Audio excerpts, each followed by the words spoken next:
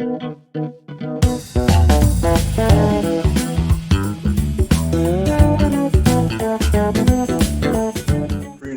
while you were out. Oh, good. Because I told them I'm one of the few poets here, so I can usually like say stuff and people don't really know what poetry is about, and it can be inaccurate, and I still get applause. Oh, good.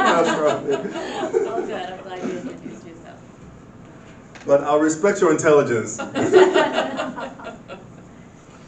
My first poem is called On Names Jejom. Minamia Bojijo, Long Live Happiness. To those who neither speak the Ewe tongue nor use its alphabet, DZIEDZORM is how you write my middle name. Jejom is how you pronounce it. To you who do not speak the tongue but know the modified alphabet, Dije, Dije, is what my people gave you. To us who both speak the tongue and use the alphabet, Dize, Dize, is what we call me. I am happy is what we call me. Happiness is my birthright. Joy I am, see me on the street as a stranger and I'll have a smile on my face and spring in my step. You will feel compelled to say hi or at least not a greeting. I myself do not know why it happens so, but it's a good omen. Know me well and the corners of your own lips will be perpetually upturned. Granted, you may grow to grow crow's feet from all the laughter, but as fares go, it's not too high a toll to pay for the love and warmth and felicity that'll be your company. My people say it's predominantly a girl's name. If that's the case, I wish to be referred to as Duchess Daisy Duke. If happiness is girly, then I shall be the girliest man alive. I should like to be called Sovereign Queen Jejom, bearer of mirth, from Akome to Adidome to Accra, from Radford to Gainesville, to the far reaches of my dominion that are waiting for my presence, to all that is to come. Long live happiness.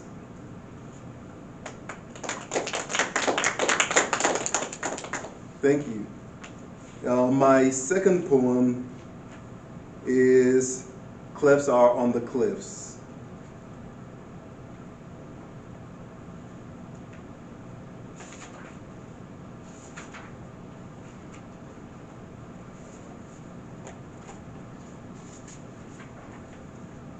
And this one is dedicated to all the muses of music that I've had throughout the years. Cliffs are on the cliffs. They told me I could not be sad while happy. I played for them a dirge.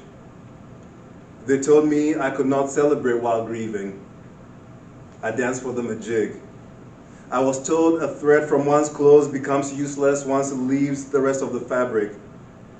I unraveled a piece and plucked a melody more enchanting than that of a guitar.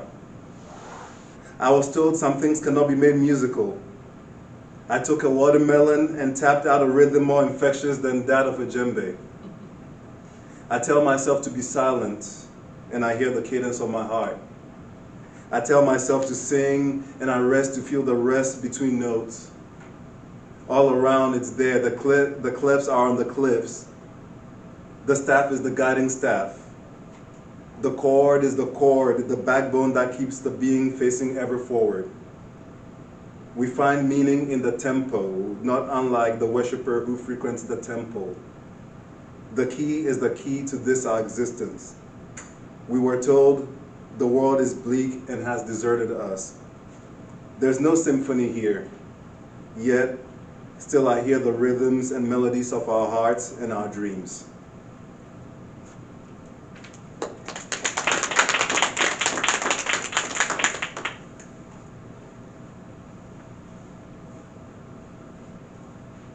The next poem is called Anthropocene, a live event.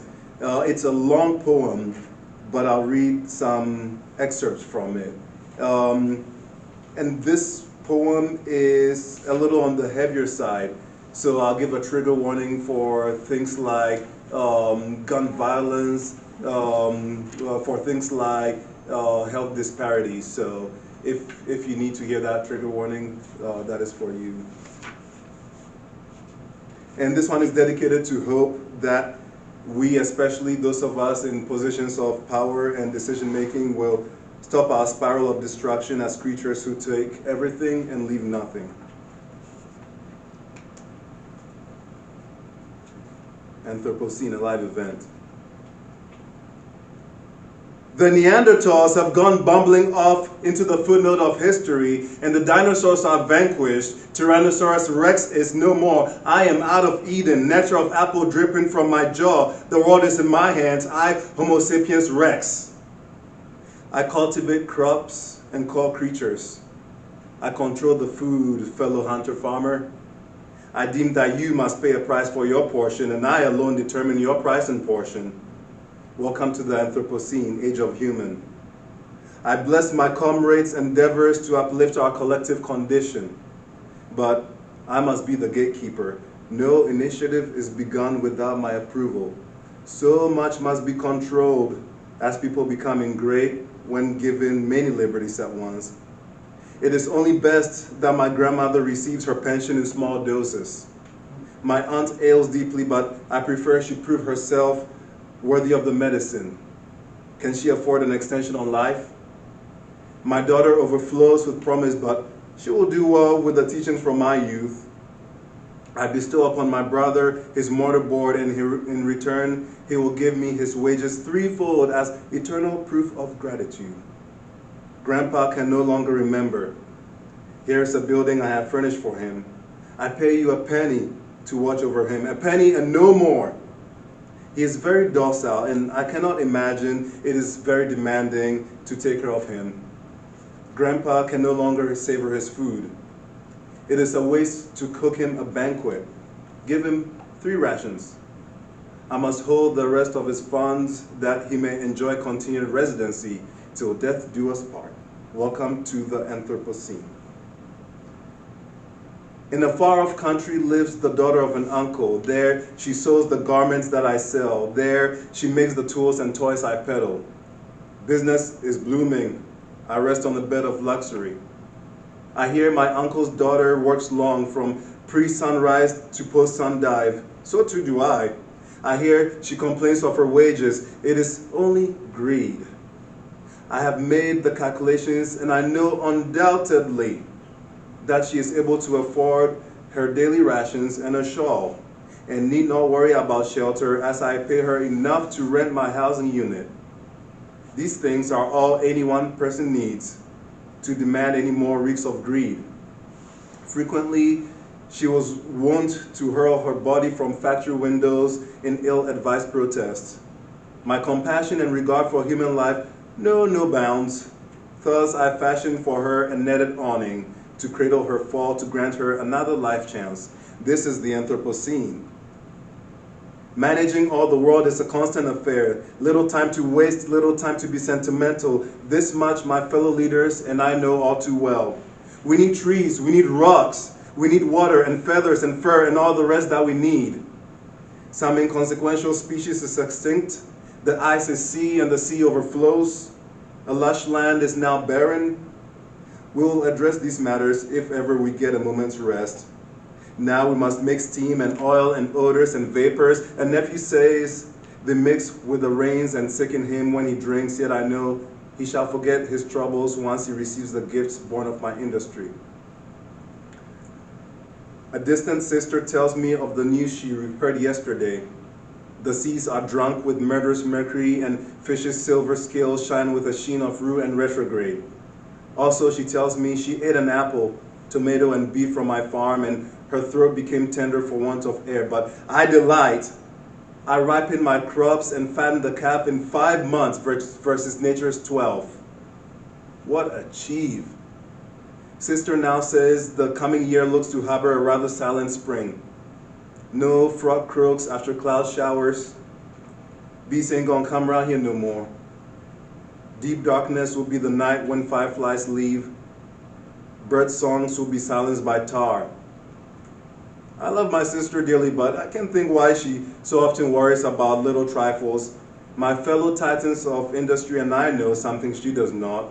and that is small sacrifices must be made when we are responsible for feeding everyone and clothing and sheltering them too. Welcome to our Anthropocene, reign of us.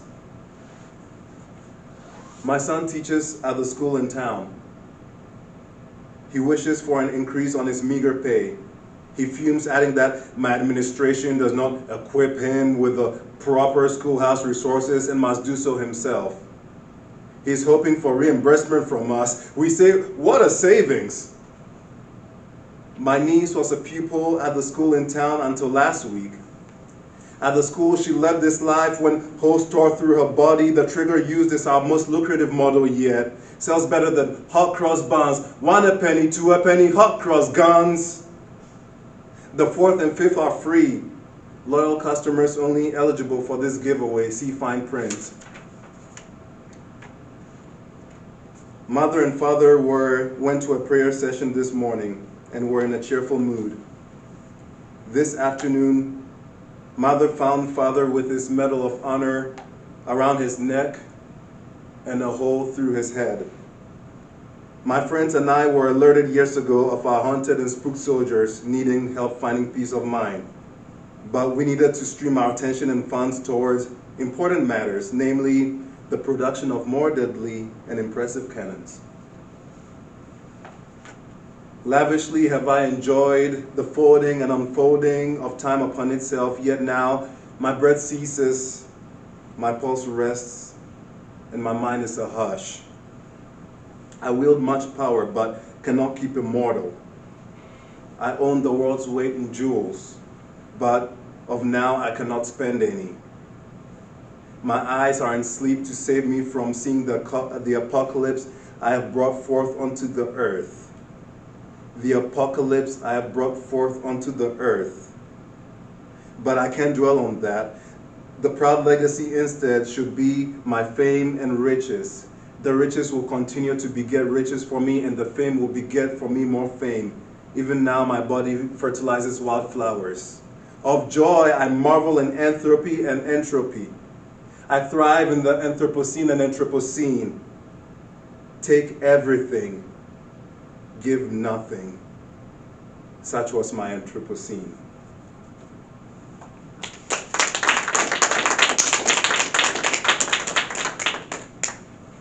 Thank you so much.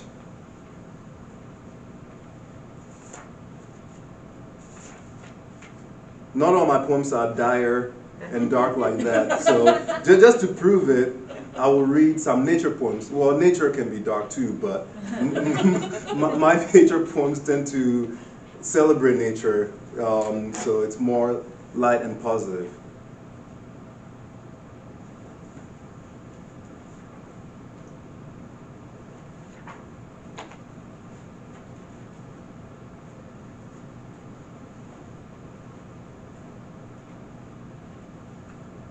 You know, this is why they make table of contents.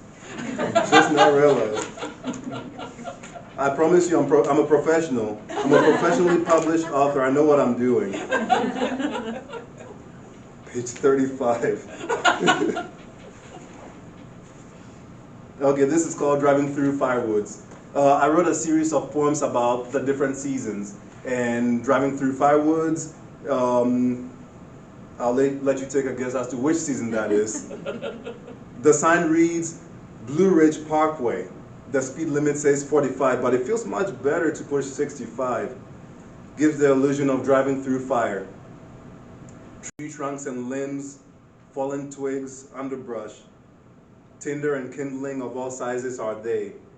The leaves blaze gold and brown and crimson and yellow and orange, tendrils of the flame. The road is black and gray and white, coal and firewood and ash.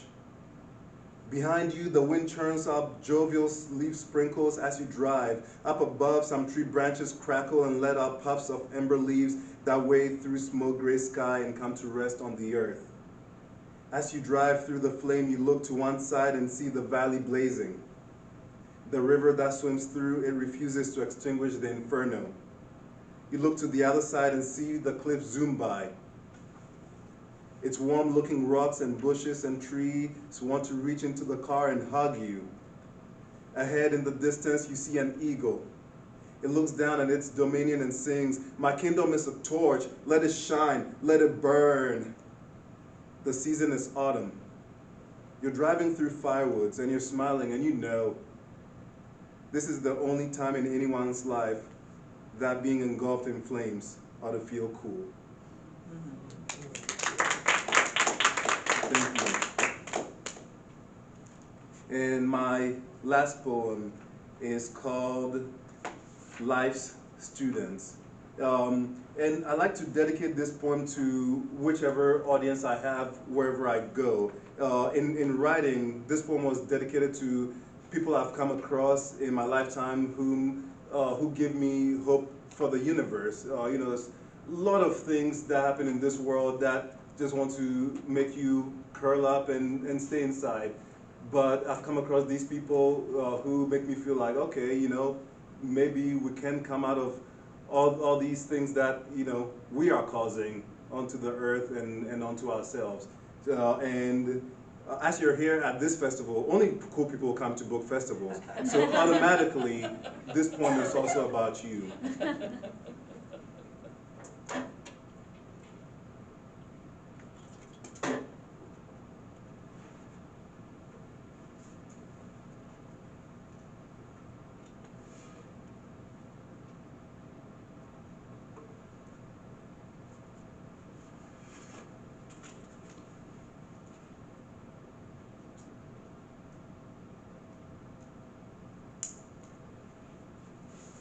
Okay. So now that I've given you compliments, you're obligated to participate with me. Let me get a little cadence going, something along the lines of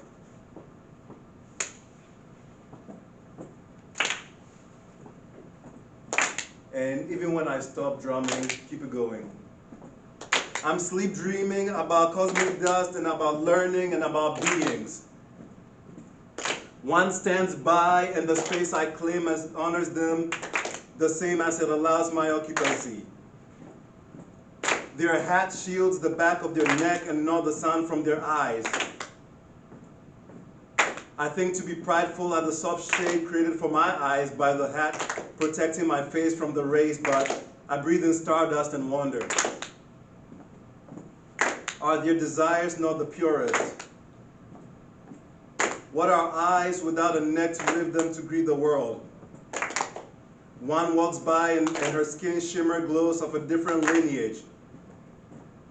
Her tongue does not tell the same myths and knowings of my inheritance. I think to see myself as favored, but I see on her face a crescent smile like an awakening planet. And I'm open to amazement. Knower of all there is to know, yet she finds no fault in braving our shared elements and the same atmosphere. I build a table, and it is sturdy and holds many dinners and banquets. I marvel at my handiwork and think myself genius. Then one comes by, and he crafts my table into watering cans to quench the earth and into seed troughs to feed animals. A breeze sprinkles its cosmic dust onto my ears, and I hear the many creatures of the galaxies, full with feasting, speak, and their energy puts me in awe. A provider who nourishes the soul, see how he banishes a type of hunger that a table full of delicacies cannot conquer. I'm awake in a flow of cosmic dust and of learning and of beings, and they're here and I'm here, and we're stirring. They are floating around as students, but maybe not in the way of writing a thesis or speaking in academic jargon, so esoteric the best theories cannot decipher any of it. No one pretends to have memorized all the books and equations. Instead, each is a scholar of the secrets of the world and adorned to match. They wear a t-shirt as their gown. She wears a scarf and it is a stove. His backward baseball cap will be called a mortarboard. Let the necklace be an honor cord. Let the heart be a medallion. shining with all the promise no school or book can grant. Their diplomas and credentials are their minds and deeds, determined to be one with the universe that poured its stardust into them when they first took life's breath.